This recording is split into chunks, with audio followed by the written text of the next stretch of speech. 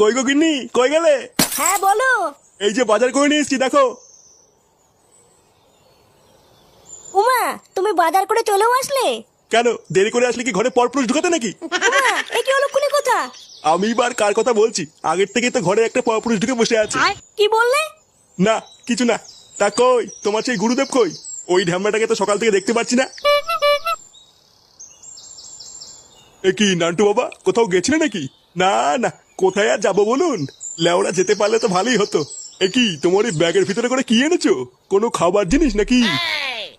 হাওয়াইতে চুদার বাল, সবকিছু না খাবার জিনিস মনে হয়। হ্যাঁ গুরুদেব, ওর ভিতরে আজকের বাজার আছে। বাজার? বাহ বাহ। তা কি রান্না হচ্ছে আজকে?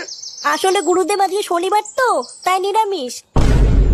কি কি বলছিস রে মা? আজকে নিরামিষ? হ্যাঁ গুরুদেব।